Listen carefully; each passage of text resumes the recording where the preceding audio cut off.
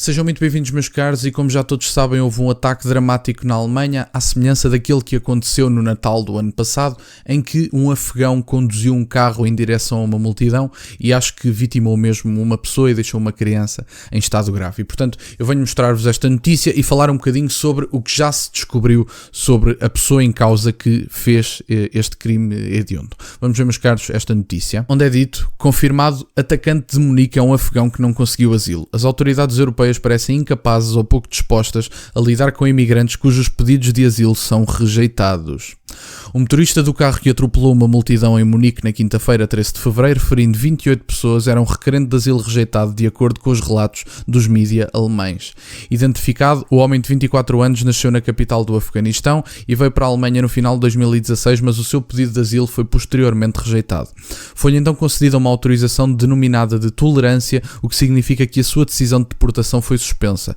Embora o seu pedido de asilo tenha sido rejeitado, foi determinado que ele não pode ser deportado e, portanto, foi autorizado a continuar no nosso país, disse o ministro do Interior da Baviera. Este homem terá postado conteúdo islâmico online antes de cometer esse suposto crime hediondo. A polícia acrescentou que havia indícios de um histórico extremista. Um departamento de promotoria que investiga extremismo e terrorismo assumiu a investigação do ataque. O incidente, mais uma vez, destaca a incapacidade das autoridades de lidar com requerentes de asilo cujos pedidos foram rejeitados. Os atacantes mais sérios dos últimos meses foram todos realizados por imigrantes que deveriam ter sido deportados há muito tempo. Um outro sírio, o autor do ataque terrorista de Solingen em agosto do ano passado, que custou a vida a 3 pessoas, não apenas não foi deportado, como continuou a receber benefícios sociais. Um outro afegão, um homem acusado de ter assassinado uma criança de 2 anos e um homem de 41 na cidade de Bávara, há 3 semanas deveria ter sido deportado em dezembro, mas como não compareceu ao escritório da imigração, ele foi simplesmente esquecido. Outro afegão que vivia ilegalmente na Alemanha há 9 anos matou um polícia. Merz, o líder do partido de centro-direita, disse recentemente que a Alemanha ainda aceita em 4 dias o mesmo número de imigrantes deportados num mês. Uma publicação nas redes sociais depois do ataque, ele disse que algo precisa de mudar na Alemanha e que o seu partido aplicaria consistentemente a lei e a ordem.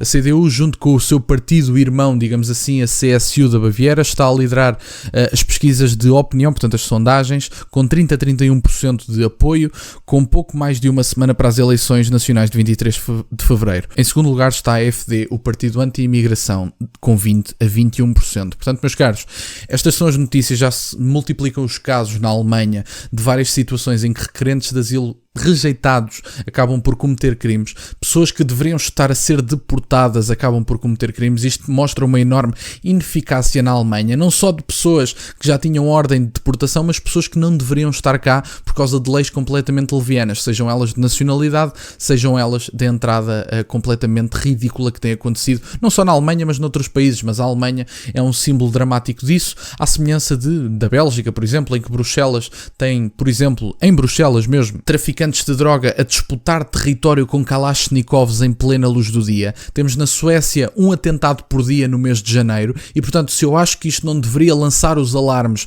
sobre o que se pode vir a passar em Portugal, não sei o que significará.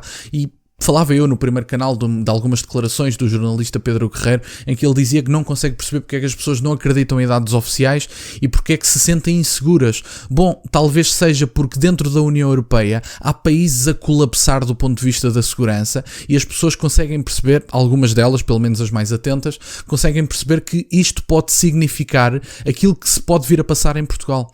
O que se passa na Suécia, o que se passou em Bruxelas, o que se passou na Alemanha, pode vir a acontecer em Portugal. E eu acho que neste momento já se passa um enorme aumento da criminalidade. Falo, por exemplo, dos homicídios, que é o maior número dos últimos 10 anos de 2024, mas eu acho que é importante ter outros números em conta e ter dados mais claros sobre o que se passou verdadeiramente no ano passado, nomeadamente associando sem vergonha, sem medo e com coragem as nacionalidades aos criminosos. Porque eu acho que os criminosos não têm que ser defendidos. O meu direito penal sobre os criminosos é muito simples. Tudo para a vítima, nada para o criminoso. É tão simples como isto. E se alguém tem outra forma de ver o direito penal, sinceramente, eu acho que estão a vê-lo de forma errada. Os criminosos não têm que ser protegidos. Sendo condenados e tendo a certeza de que as pessoas cometeram crimes, têm que ser deportadas, têm que ser retiradas deste país com a proibição de nunca mais voltarem cá a entrar.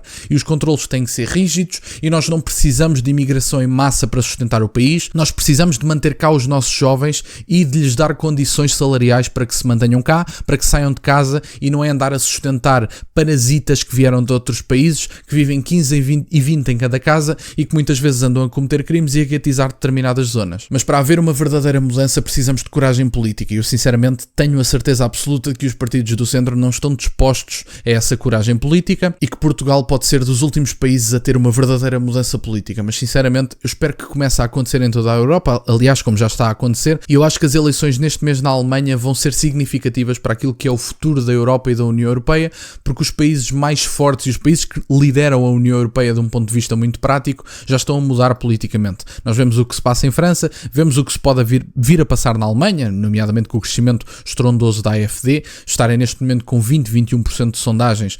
Pode sinceramente indicar que podem até vir a disputar o primeiro lugar, uma pessoa não sabe, mas eu acho que é importante uma viragem política, porque a Europa precisa de uma revitalização, precisa de um renascimento, digamos assim, e sinceramente não vai ser com os políticos do costume que vamos ter resultados diferentes. Obrigado, meus caros, por estarem desse lado. Peço-vos só o gosto neste vídeo e subscrevam o canal. Têm as minhas redes sociais e o MBWay na descrição, para o caso de quererem fazer alguma doação.